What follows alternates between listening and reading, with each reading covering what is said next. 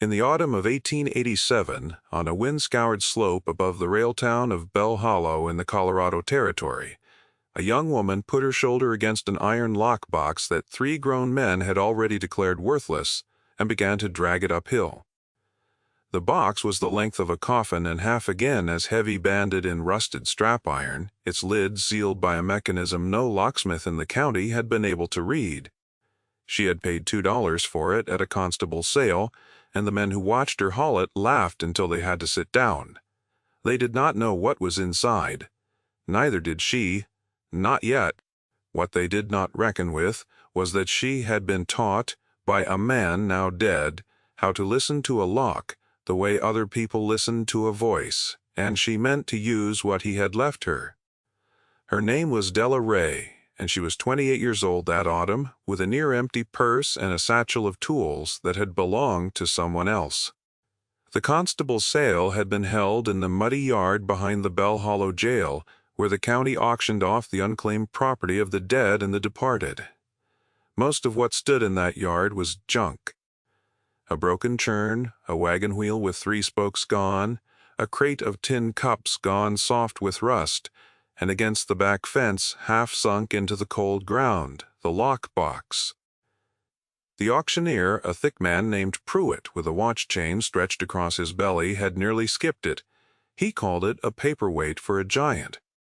He said whatever fool had built it shut, and that the only way into it now was a charge of powder, which would ruin whatever scrap was inside. The crowd had chuckled. A box that could not be opened was worth less than the iron it was made of, because the iron could not even be got at. Della had stepped forward from the edge of that crowd and offered $2. Pruitt had looked at her the way men in that country looked at a woman alone, which was to say, he looked at her as a problem that would shortly solve itself by leaving. He told her she could have it for $2 and her own trouble, because the county was not going to haul it for her, and neither was any man present. He said this last part loudly, so the men would laugh, and they did. One of them, a freighter named Coyle with hands like cured hams, called out that she had bought herself a winter of regret. Another said she ought to sell tickets to the powder charge that finally cracked it. Della folded her $2 into Pruitt's palm, took the paper receipt he scrawled, and said only that she would manage. Her voice was quiet, but it did not waver. What none of them knew was where she had learned her trade, or from whom. She had been raised after her mother died, in the back room of a locksmith shop in Leavenworth, Kansas, by an old German named Otto Henning, who had taken her in when no one else would. Henning had no children of his own, and a great patience for mechanisms. He had taught Della the inside of locks before she was 12, the way the wards turned and the levers fell, the difference between a lock built to keep honest people honest and a lock built to defeat a determined thief.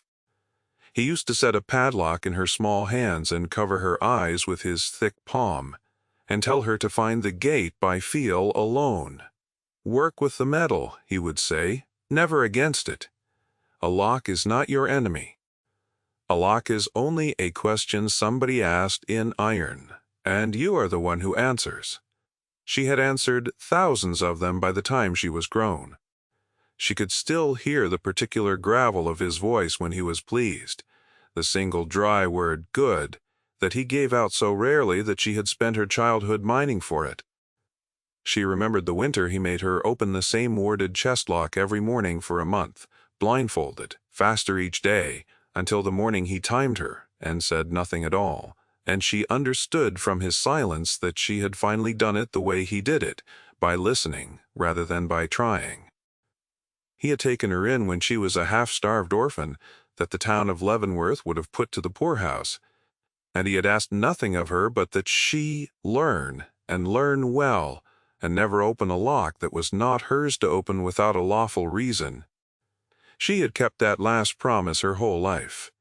The box on the hill, she had decided, was hers, bought lawfully for $2, and, so the question it asked, was hers to answer. Henning had died in the spring of a cough that took him slowly, and he had left her his tools and nothing else because there had been nothing else to leave. the shop went to his creditors. Della went west with a satchel of picks and tension wrenches, a set of files, a small ball-peen hammer worn smooth at the handle, and a folding rule marked in his own hand. She had been looking for work in the rail towns where there were always strong boxes and safes, and the locks of the recently dead to be dealt with, and she had drifted into Bell Hollow with $4 to her name. 2 of them she had just spent on a box that everyone agreed could not be opened. That, she thought, was precisely why it was worth having. A thing built that carefully to stay shut was a thing built around something worth keeping. So she dragged it. She borrowed a length of rope from a stable hand who pitied her, looped it through the strap iron band at one end, and set her boots into the slope, and she pulled the box up the hill toward the abandoned section house where she had taken shelter. The slope was steep, and the ground was loose with autumn scree, and for every 2 feet the box came up, it slid back 1, grinding a furrow in the cold earth behind it. She learned within the first hour to brace to haul, to wedge a flat stone behind the band, so the box could not lose what she had gained, and then to move the stone up and brace and haul again. It was the way Henning had taught her to draw a stubborn bolt, a little at a time, never forcing, never letting the gain slip away. It took her the better part of a day.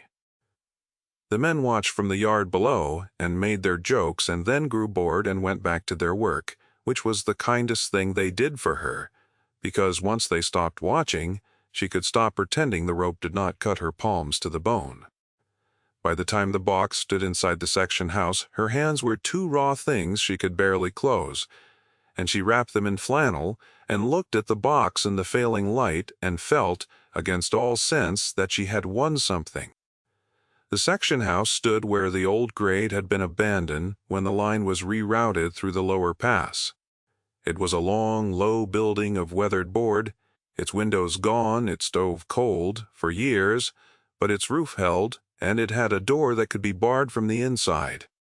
Della had claimed it the way the frontier let a person claim a thing nobody wanted. She set the lockbox in the middle of the plank floor, in the one shaft of light that came through the open east window, and she sat down across from it and looked at it for a long time before she touched it. The box did not look like much. That was the first lesson Henning had drilled into her, that the things worth opening rarely announce themselves. It was made of plate iron, not cast, which meant a smith had hammered and riveted it, rather than poured it, which meant time and skill and intention. The strap bands were forge-welded at the corners.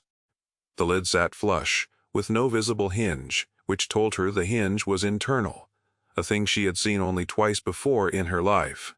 And the lock. The lock was the strange part. Where she expected a keyhole, there was instead a smooth iron face, a disc set into the lid, with no slot, no keyway, nothing to admit a key at all. To a casual eye it looked solid, sealed, a joke of a lock, with no way in.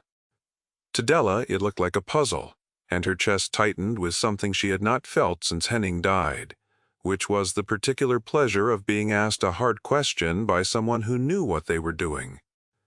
She leaned close and put her ear against the cold disc and turned it gently with the flat of her hand, and somewhere, deep inside the iron, something clicked. It was a combination lock, but not the kind that hung in any bank she had passed through. It had no dial of numbers on its face, no markings at all. Whoever built it had hidden the dial inside, so that a person had to turn the blank disc and feel for the places where the wheels caught, and count and remember, and turn back the other way all by sensation, alone in the dark behind the iron. It was a lock built for a blind hand. It was, she realized slowly, a lock built almost exactly the way Otto Henning had taught her to open one, by feel, with the eyes closed, working with the metal and never against it. She sat back on her heels. The wind moved through the empty window. She did not believe in signs, and she did not take this for one. Even so, she understood, in that moment, that she had been preparing for this particular box her whole life without knowing it existed, and the understanding settled into her like a weight finding its rest. There is a question every story like this one turns upon, and I will ask it of you now, quietly, before the work begins. What have you carried uphill alone, while others laughed certain you would fail? Hold that as you listen, because Della was about to find out what her own uphill labor had been hiding. She began the next morning, in the gray light before the sun cleared the ridge. The first thing she did was clean it. A lock that has sat in cold ground for years is choked with rust and grit, and a tumbler that should fall freely will hang, and a count that should be true will lie. So she worked penetrating oil into the seam of the disc with a feather, and a patience that would have looked to anyone watching like a woman doing nothing at all for hours. She turned the disc a quarter inch and stopped and listened. She turned it back. She let the oil do its slow work down into the wheels. By midday she could feel the mechanism turning more smoothly, the catches growing distinct, and she began to map them. A combination lock works by wheels, each wheel cut with a single notch, and when every notch lines up beneath the lever, the bolt is free to draw. The trick of opening one without the combination is to find each wheel's notch in turn by the faint drag it makes against the lever, a thing felt more than heard, a hesitation in the smoothness of the turn. Henning had made her learn it on a four-wheel lock until she could pick it in the dark in under a minute. This lock, she came to understand by the end of the first day, had 6 wheels. She had never in her life opened a 6-wheel lock. She was not certain it could be done by feel at all. Even so, she had nothing else to do and nowhere else to be, and a man had once told her that the only locks that could not be opened were the ones a person gave up on. The men in town had not forgotten her. That was the second thing she learned that week. Coyle, the freighter, came up the hill on the third day, ostensibly to see whether she had frozen, actually to see whether she had failed. He stood in the doorway of the section house with his hat in his hand and a grin on his face, and asked how the paperweight was coming along. Della did not stop working. She told him it was coming along fine. He laughed and said there was no shame in selling the iron for scrap, that old Pruitt would likely give her back 50 cents on the band alone. She told him she was not selling. He looked at her for a while, at the oil on her hands and the tools laid out in their roll on the floor, each in its place, and something in his grin faltered, because a man who has worked with his hands his whole life knows the difference between someone playing at a trade and someone who has one. He put his hat back on and went down the hill, and he did not make a joke on his way out. By the end of the first week, she had found the first wheel. It announced itself as the faintest catch. A half-degree of resistance in an otherwise smooth rotation had a position she marked by scratching a tiny line into the iron lid with the point of a file. She found it, lost it, found it again, and a fourth and a fifth time, until she was certain it was true and not her own hopeful hand inventing it. 1 wheel, 5 to go. She allowed herself that night a small fire, a tin of beans, and the bare beginning of belief. What she did not yet know was that the box had belonged to a man named Josiah Bell, and that the town below her had been named for him, and that he had died believing himself robbed of everything he had built. She learned this slowly, the way a person learns the history of a place by living in it. The stable hand who had lent her the rope, a stooped old man named Eli Marsh with a white beard and a bad hip, took to climbing the hill in the evenings to sit in her doorway and talk, because he was lonely and she did not chase him off. It was Eli who told her about the Bell family. Josiah Bell had founded the town in the Silver years, had built the first stamp mill and the first bank, had been by every account a hard and honest man. And then the mine had failed, or seemed to, and the bank had failed with it, and Josiah Bell had died a pauper in a rented room, insisting to the end that the books had been cooked, that his partner had bled the bank dry through false ledgers, and let the blame fall on him. Nobody had believed him. The partner, a smooth man named Harlan Voss, had bought up the failed bank's assets for pennies and gone on to own half the valley. Voss was still alive, Eli said. Voss owned the freight line Coyle drove for. Voss owned, very nearly, the laughter that had followed Della up the hill. Eli did not know what had become of Josiah Bell's effects. The box, he supposed, had been seized for debt, like everything else, and had sat in the county yard for the better part of 15 years because no one could open it, and no one would pay to haul a sealed iron coffin away. 15 years, Della thought, 15 years of cold ground and a lock built for a blind hand, and a man who died swearing the truth was somewhere no one had looked. She did not sleep much that night. She lay on her bedroll and listened to the wind and turned the thing over in her mind, and in the morning she went back to the box with a new and sharper attention, because she understood now that she was not merely opening a strongbox. She was answering a question a dead man had asked in iron and left unanswered for 15 years, in the hope that someday a hand patient enough would come along to hear it. The second wheel took her 4 days, the third took 6. I will not pretend the labor was anything but slow, because it was, and the slowness was the whole of it. There were days she found nothing. There were days she lost a wheel she had been sure of and had to begin again, her count corrupted by a single grain of grit working loose in the mechanism. Her hands cracked in the cold, and she wrapped them in strips of flannel and worked through the flannel. More by memory than by touch, she ate little. She grew thin. Eli brought her bread when he could, and once a quarter of a venison that he would not say where he had got, and she took it without shame, because shame was a thing she could not afford. And all the while the disc turned under her fingers a half degree at a time, and the wheels fell into their order one by one, and the box that everyone said could not be opened came by patient inches closer to opening. The fourth wheel she found on a morning when frost had silvered the inside of the window, and she wept when she found it, briefly and without sound, not from sorrow but from the sheer accumulated weight of the work.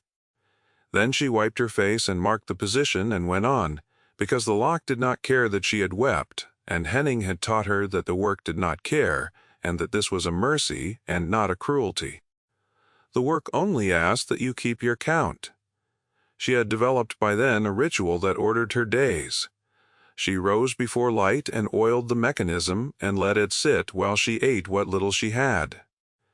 She worked the morning while her hands were freshest, turning the disc and listening, and when her fingers grew too cold to feel the faint drag of a notch, she stopped, because a count taken by a numb hand was a lie, and a lie in the count could cost her a week.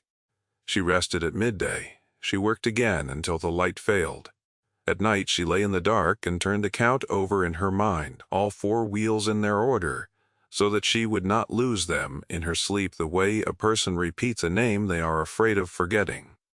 The positions she had scratched into the lid had become a kind of map of her own patience. 4 small lines in the iron, each one a wall climbed. By the middle of the 2nd month, the town had begun to notice that she had not failed. It started with Eli, who could not keep a thing to himself, and who told the men at the stable that the locksmith girl had 4 of the 6 wheels and was not stopping. The men did not laugh at that. A few of them came up the hill on Sundays to stand at a respectful distance and watch her work, the way men will gather to watch any difficult thing done well. They did not speak much.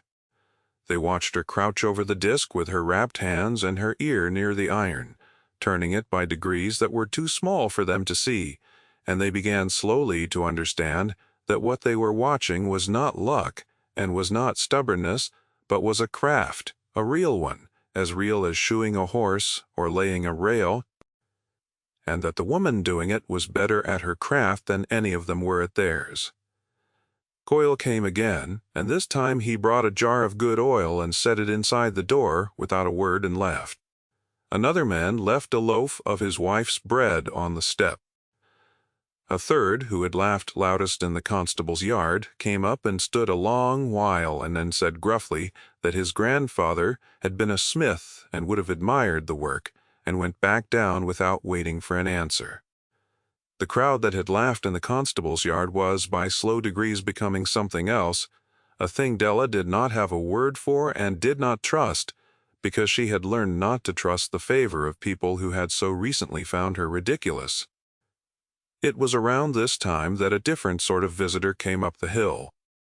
He arrived in a black coat on a good horse, a man of perhaps 60 with white hair combed back and a face that gave away nothing, and he introduced himself, when he reached her door, as Harlan Voss. He did not dismount at first. He sat his horse and looked at the section house and at the box visible through the open door and at the tools laid in their roll, and he took the measure of all of it the way a man takes the measure of an account before he names a figure. Then he stepped down slowly and came to the door, and he said he had heard there was a clever young woman opening an old box up at the section house, and that he had a particular interest in the box, as it had belonged to an old partner of his long dead and held, he believed, only some worthless personal papers and perhaps a keepsake or two of purely sentimental value. He said he would be glad to take the burden off her hands. He offered her $50 for the box, unopened as it stood. Della set down her file and looked at him. $50 was more money than she had held at one time in her life. It was a winter of food and a spring of travel, and the better part of a new start somewhere warmer. And the speed with which he had come, the smoothness of his offer, the very particular way he had said worthless personal papers, told her everything she needed to know about what the box contained and why it had been built shut, and why a man had died swearing the truth was hidden where no one had looked. She told Harlan Voss that the box was not for sale. His face did not change, but something behind it did, the way the surface of water does not change when the current shifts beneath it. He raised his offer to $200. She declined. He observed pleasantly that it was a hard country for a woman alone, that section houses caught fire easily in dry weather, that a person could labor a long time over a thing and have it taken from her in a single careless night. He said this in the same even voice he had used to name his price, and then he tipped his hat and rode back down the hill, and Della stood in the doorway and watched him go and understood that the work had just changed from a question of patience into a question of time. That night, she did not sleep at all. She moved the box. She could not move it far, and she could not move it fast, but she could move it out of the section house, which Voss now knew, and into the brush of the old cutting bank 100 yards off, where she covered it with cut sage and a fall of loose rock and her own bedroll, and she slept beside it in the cold with Henning's ball-peen hammer in her hand, not as a weapon, for she had no use for weapons, but because the worn handle of it was the nearest thing to the old man's hand that remained in the world, and she wanted it near. The fifth wheel she found in that brush, by starlight working blind because she dared not show a fire.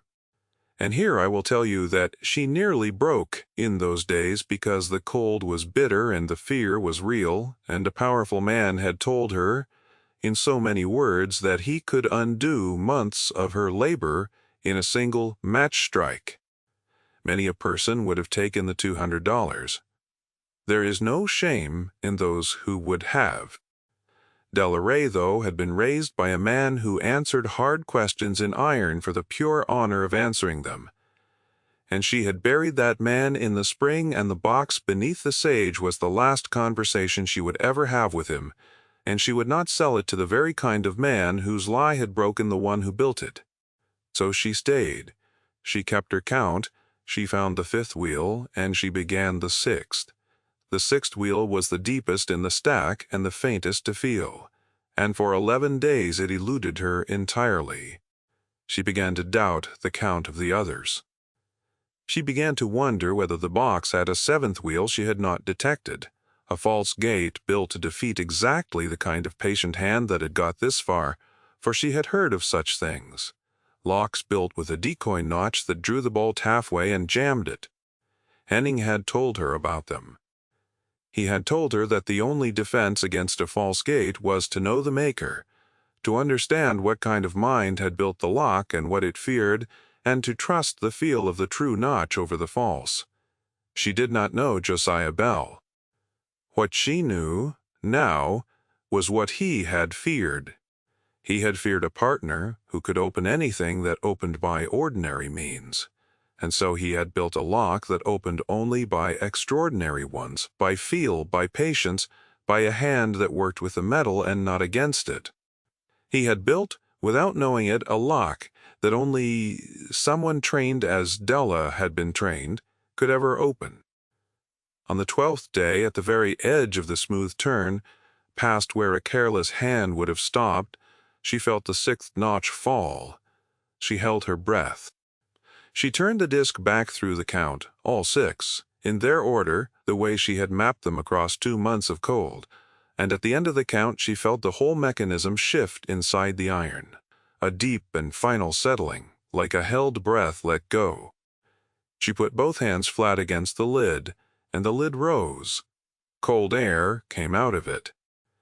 Air that had been sealed inside for 15 years, with the faint dry smell of paper and oiled iron and something older underneath, and Della Rae knelt in the brush above Bell Hollow and looked down into a box that 3 men had called worthless and that a dead man had built around the truth. Inside, on top, wrapped in waxed cloth, lay a ledger. It was the bank's true ledger kept in Josiah Bell's own careful hand, and beside it lay a second set of books, a forged set, with a letter clipped to its cover in which Bell laid out, plainly and without heat, exactly how his partner Harlan Voss had kept 2 sets of books for 3 years, bleeding the bank's silver into accounts under other names, and how Bell had discovered it too late to stop it and had been unable to prove it because Voss had controlled the originals, and how he had at last managed to copy the true figures and seal them, along with the forgeries he had quietly substituted out inside a box that Voss could not open and would not dare destroy publicly. I need Scott in the hope that someday the books would be read by an honest eye. Beneath the ledgers lay deeds, stock certificates in the names of men long dead, and at the very bottom a small canvas sack, heavy, that Della did not open until later, and that held the last of Josiah Bell's personal silver, 41 coins. Set aside, the letter said, "To make right what could be made right for those the failure had ruined." She read the letter twice by starlight. Then she sat very still for a long while, and the wind moved over the brush, and below her the lamps of Bell Hollow came on, one by one, in the dark.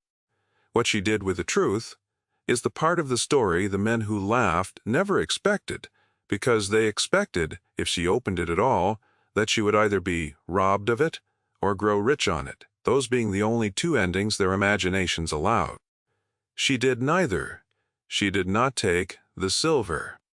She did not ride to Voss and name her price for silence, which a different sort of person might have done, and which Voss, she later learned, fully expected her to do, having dealt his whole life with people who could be bought. She did not even go to the constable, for the constable in that county was a man who dined at Voss's table. Instead, Della Rae did the patient and unglamorous thing, the thing that took, in the end, nearly as long as opening the box had taken. She made copies. She copied the true ledger in her own hand, page by page, by lamplight, 3 times over. She sent 1 copy with the original letter to the territorial auditor in Denver by a freight driver she trusted, who happened to be Coyle, and who carried it without asking what it was, because she asked him to, and because somewhere in the last 2 months he had come to be a man who would. She sent a second copy to a newspaper in the capital that had no love for Harlan Voss.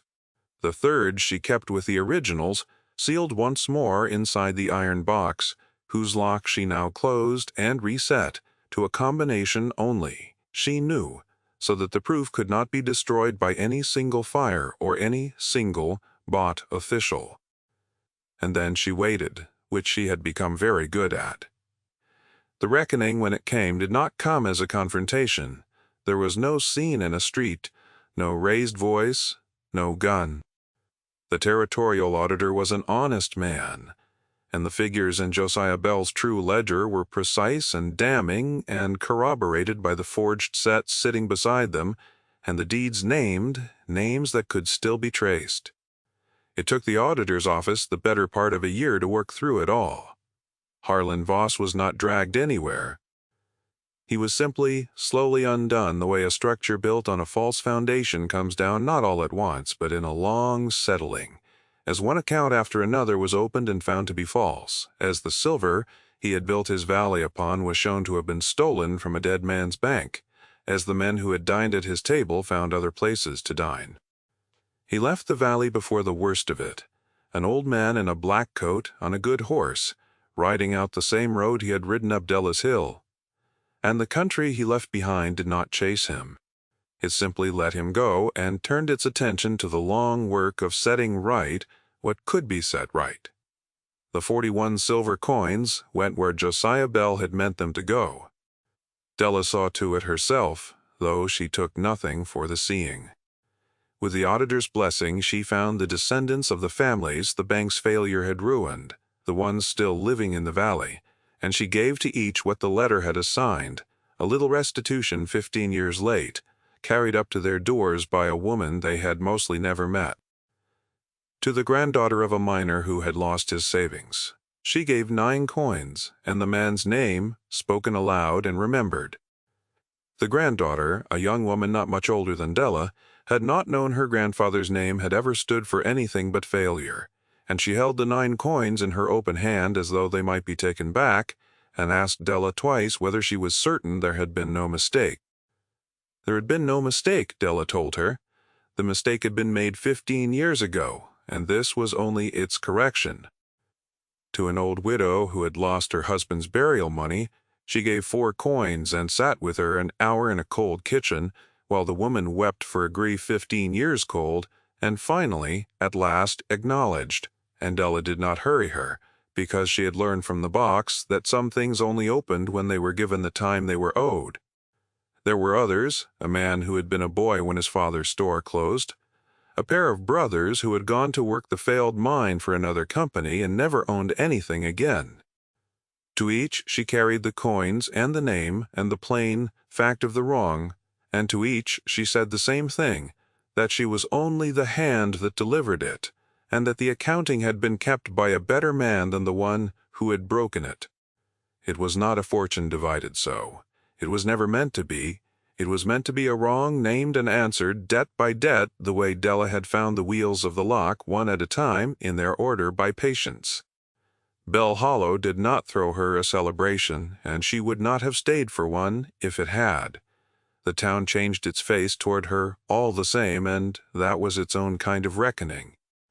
Pruitt, the auctioneer who had called the box a paperweight for a giant, came up the hill one day and stood where Voss had stood and took off his hat and said, awkwardly, that he supposed he had been wrong about the value of a thing. Della said only that most people were about most things, and that there was no harm in it so long as a person was willing to be shown otherwise. Coyle the freighter, who had told her she had bought herself a winter of regret, became, without either of them naming it, her friend.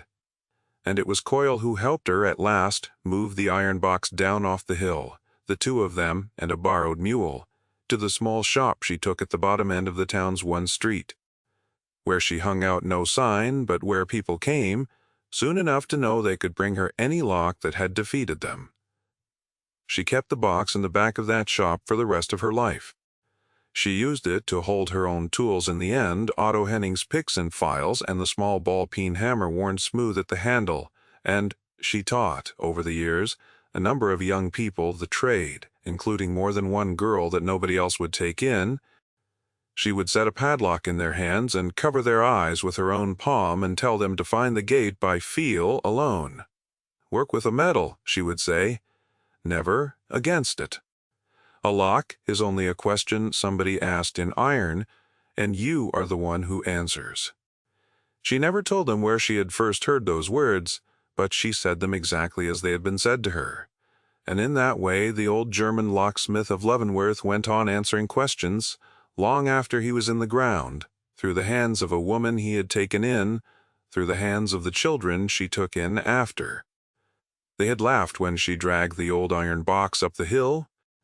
By the end, the one still living had stopped laughing, and a good many of them had learned to be ashamed of it, and a few had learned the better lesson underneath the shame, which was that the world is full of things set aside as worthless by people who lack the patience or the skill to find out otherwise, and that the only proof of a thing's value is sometimes a hand willing to do the long, unwitnessed, unrewarded work of opening it.